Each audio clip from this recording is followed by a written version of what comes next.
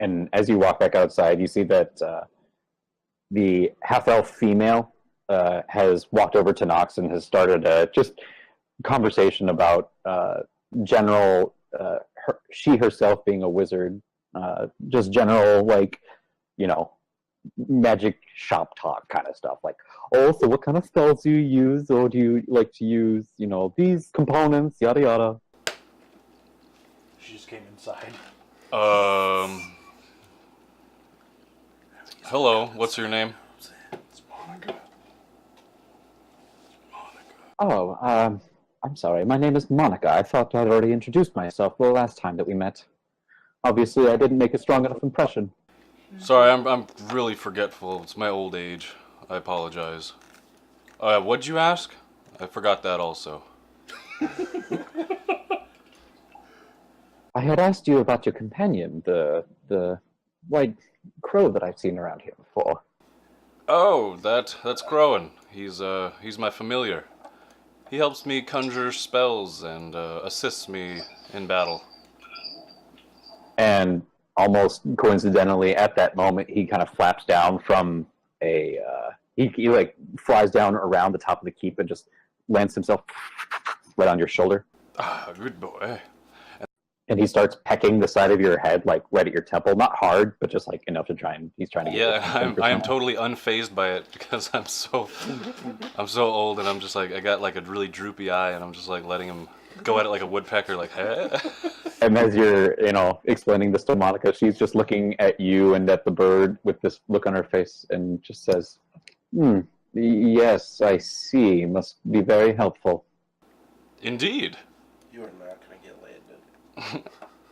And at this moment, Heskar, you will come back out of the keep. Okay.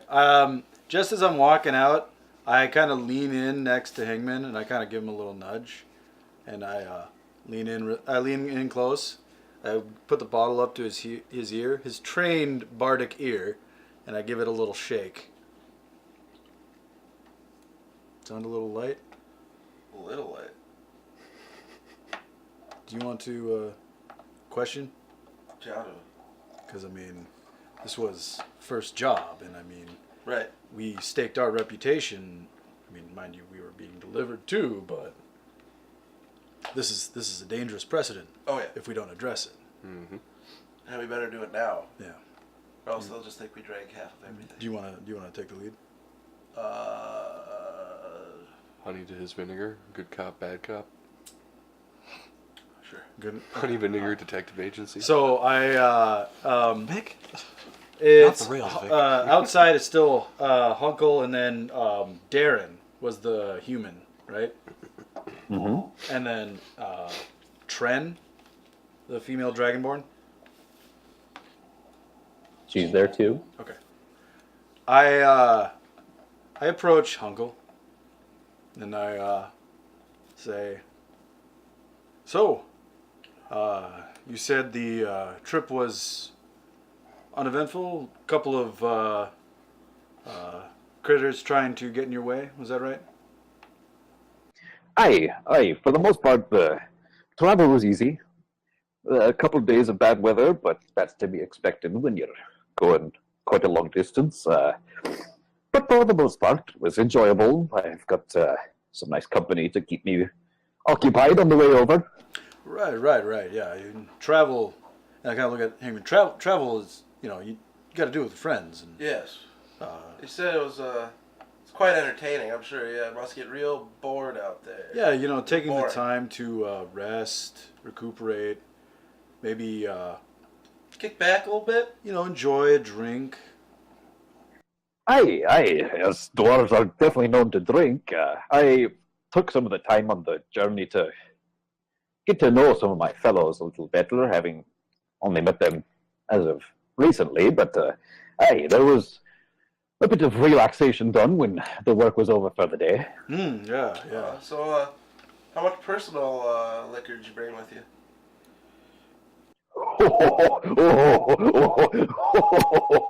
And he just starts this like very mirthy kind of dwarvish like, oh, why would you even ask that question?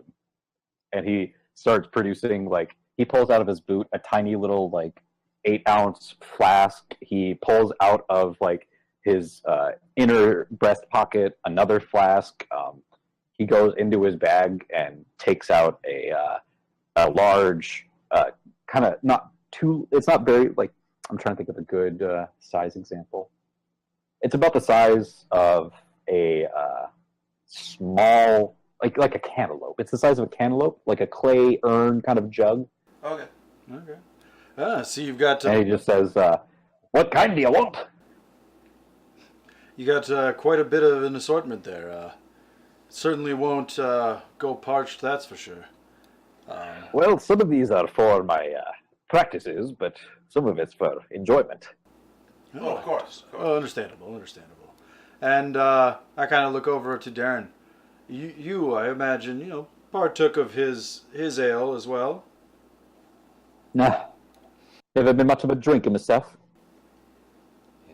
Can I insight check him? I don't want to make you guys insight, but I'm like Insight? all these guys. Yeah, I want to insight check Darren. Just how he's Go for it. just to get a read of him, how he's been since we got here, and He's been the person that has had the least verbal interaction with you guys. He is from the look of him, with his dark leathers, the hood on his head, on his back, the cloak, and what looked to be a belt of daggers. He's probably more of the roguish type, and currently he's leaning against a tree, just kind of like nonchalantly looking off and waiting for.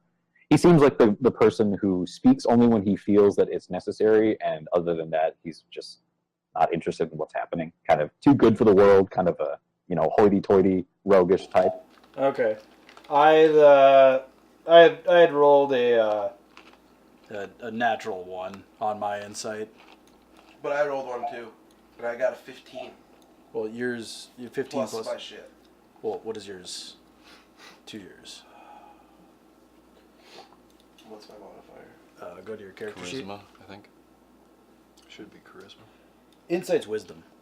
Yeah, If you're yeah. proficient, So then plus 1. Plus So one? 16. yeah, I got a natural 1, and Bracho got a 16. For Darren. Heskar, Yep. he's got some nice boots. And Heman, this seems like a guy who might not be good at lying, but just maybe he's good at dancing around the answer, or skirting the truth, kind of a thing.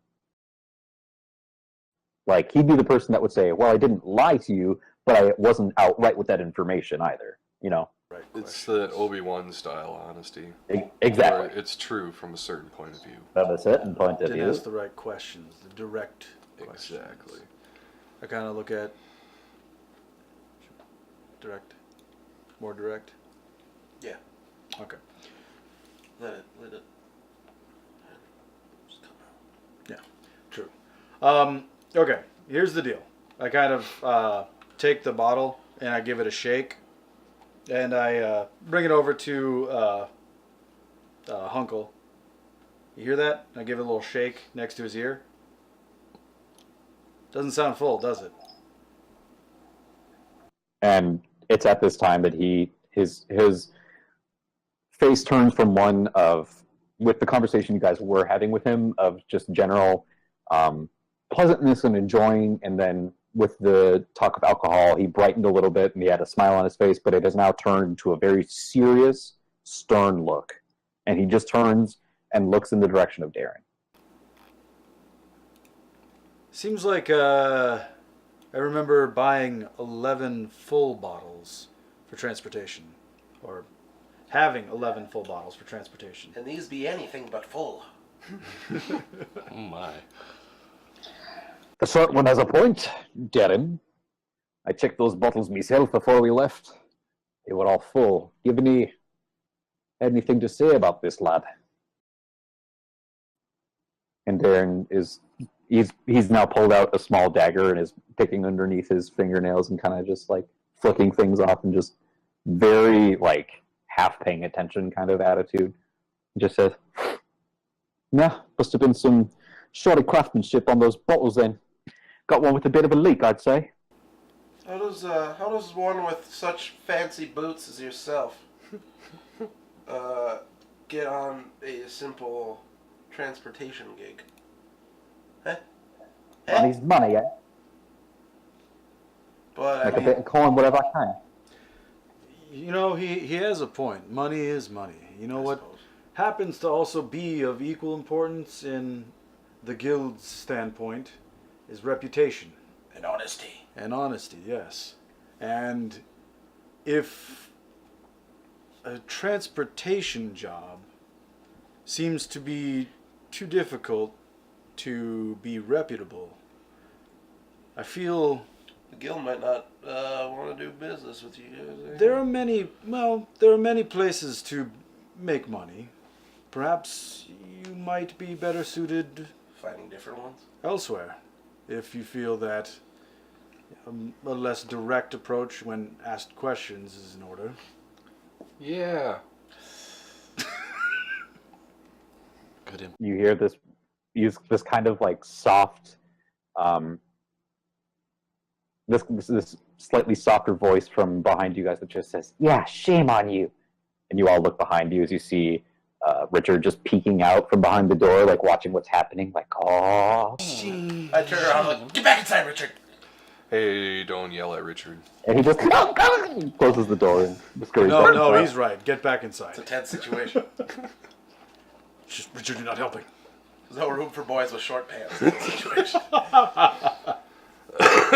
Well, And as you guys had turned around to look at Richard, you now turn back to continue your confrontation of Darren. And he has, in the time that you turned around, moved about 30 feet without anybody hearing or noticing. He moved about 30 feet away from the group and is now brandishing a dagger in your direction. He's not advancing towards you or anything. He's backing up, but he's facing you with the dagger out and just says, "Now look, I may have had a little nip on the way here, but I'm going to leave now, and no further trouble from you." Hear what he said? I'm gonna send the rope out. the rope. Yeah. The rope. How do you send me the rope? The magic. I look at Hunkle. I look at Tren. How are they handling him backing up? Tren has her hand, like she's taken her hand and reached behind her back and has her hand on the pommel of her greatsword that's strapped to her back. Monica has both hands to her side, but being a spellcaster, she's probably ready to go at a moment's notice. And Honkle just has that very stern, very serious look on his face, and he's not this entire time, as far as you guys have seen, he's just like. So are they looking at us while their hands are on the weapon, or are they looking at him? No, they're looking at him. Okay, cool. Okay, you And, said The rope out. Do what you gotta do, you man. said he was about 30 feet away. Rope's Mhm. feety. Okay. I look at him and I'm like, Dude. listen, and I cast Hold Person. I am the knight. Or I suppose I say that so you can hear. I'm gonna Okay. whisper, "I am the knight, Wilson," and then What do you? send the rope out to snake him up while he's being held. Well, I cast Hold Person. I'm just like listen, and I cast Hold Person. So that's a 60-foot range. It's a What's the save on that? yes, Wisdom saving throw of 14. Nope, he fails. So, as you say, listen, he's brandishing the knife and stepping backwards, and in mid-step, he just freezes. And since one of his feet was off the ground, his balance is off, and he just falls over like a statue, still frozen in that same position. But you can see he's frozen and just kind of. I start striding over to him. I kind of look over at Wainwright, who I'm assuming is already like pulling out the rope. Yeah. And I look at Hunkle and I'm like, this is the company you keep. He's one of the ones I had to get to know. Now I'm wishing I didn't. And he's walking over with, like, he's keeping stride with you towards Darren. I give a little whistle and I'm just like, Knox, could you join us? Knox, knocks, knocks. Um, I don't hear any response, so I like, shit. I'm like, oh, god damn it. Hingman, do you want to get Knox out here? Yes, indeed. Okay. Turn around and waddle back. You just knock Richardson on his ass when you open the door. Yep. He's just sitting there listening. God damn it, Richard. Yep. As you open the door, you hear a stumbling and crashing sound as Richard is knocked to his feet. He was leaning against the door, trying to listen through the thick wood, and he's now on his he's on his butt, kind of his hands behind him. And as you go and look behind the door, you see him turning to try and like play it off like he was looking for something on the ground. God damn it, Richardson.